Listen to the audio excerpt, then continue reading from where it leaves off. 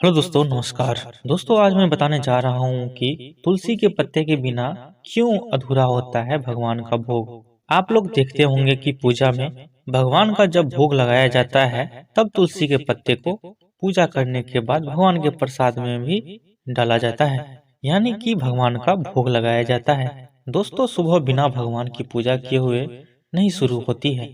पूजा करने के बाद घर में भगवान के प्रसाद भी जरूर चढ़ाते हैं। दोस्तों, श्री भगवत गीता में भगवान श्री कृष्ण ने स्वयं कहा है कि कोई भी भक्त यदि प्रेम से मुझे फल, फूल या अन्न चढ़ाता है तो उसे मैं जरूर ग्रहण करता हूँ। तो भगवान की पूजा करने के बाद उनका भोग लगाना कभी न भूले, क्योंकि भगवान का भोग दिव्य माना जाता है। दोस्तों, चलिए बात करते हैं इस वीडियो में तुलसी के बिना क्यों अधूरा होता है भगवान का भोग। तो हे दोस्तों, स्वागत है मेरे यूट्यूब चैनल क्रॉस साधना में। दोस्तों, अक्सर देखा जाता है कि भगवान को भोग लगाते समय तुलसी के दल के बिना भोग नहीं लगाया जाता है। भगवान का भोग तुलसी के बिना अधूरा माना जाता है। दोस्तों, हिंदू धर्म में विभिन्न शास्त्रों में तुलसी की महान विशेषता बताई गई है। ये विशेषता धार्मिक, वैज्ञानिक और औषधीय आधार पर वर्णित की गई है। भगवान को अगर तुलसी के बिना भोग लगाते हैं तो भगवान भोग ग्रहण नहीं करते हैं, उसे अस्वीकार कर देते हैं। ऐसा मान्यता है कि भोग लगाने के बाद ग्रहण किया गया अन्न दिव्य होता है, क्योंकि उसमें तुलसी दल होता है। भगवान को प्रसाद चढ़े और तुलसी दल ना हो तो भोग अधूरा ही माना जाता है।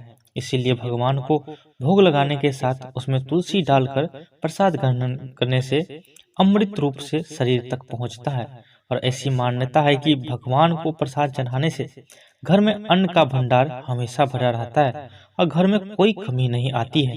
दोस्तों, तुलसी को भारतीय जनमानस में बड़ा पवित्र स्थान दिया गया है। यह लक्ष्मी व नारायण दोनों का समान रूप से प्रिय है। इसे हरि प्रिया भी कहा जाता है। बिना तुलसी का यज्ञ, हवन, पूजन, कर्मकांड, साधना, उपासना पूरा नहीं माना जाता है। तो ये हो गया आपको धार्मिक कारण, लेकिन इसमें वैज्ञानिक कारण से माना जाता है कि इसमें औषधीय गुण भी है। दोस्तों, एक मात्र तुलसी में यह खूबी है कि इसका पत्ता रोग प्रतिरोधक क्षमता होता है। इसमें एंटीबायोटिक भी पाया जाता है। दोस्तों, तुलसी स्वास्थ्य के लिए भी लाभदायक है। दोस्तों, तुलसी के पीछे एक कहानी भी है। माना जाता है कि तुलसी पूर्व जन्म में एक लड़की थी जिसका नाम वृंदा था।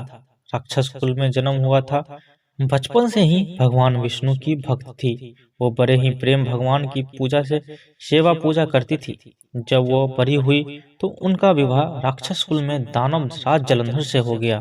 जलंधर समुद्र से उत्पन्न हुआ था। वृंदा बड़ी ही पतिव्रता स्त्री थी, सदा अपने पति की सेवा किया करती थी।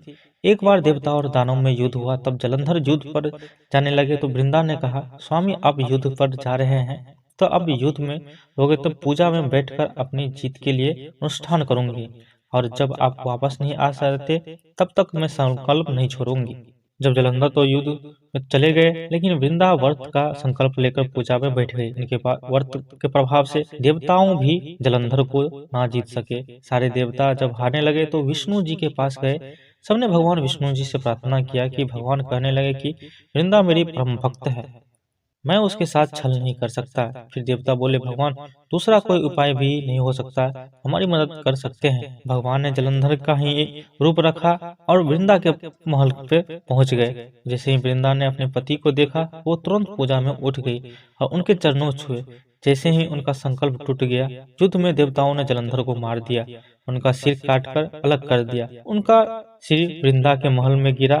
जब वृंदा ने देखा कि मेरे पति का सिर तो कटा पड़ा है, तो फिर जो सामने मेरे खड़े हैं वो कौन है? उन्होंने पूछा, आप कौन है? इसका स्पर्श मैंने किया है। तब भगवान अपने रूप में आ गए और कुछ ना बोल सका। वृंदा सारी बात समझ गई। उन्हें भगवान की श्राप दे दिया, अब पत्थर के हो जाओ। और भगवान तुरंत पत्थर के हो गए। सभी देवता हाहाकार लगने लगे। लक्ष्मी जी रोने लगे।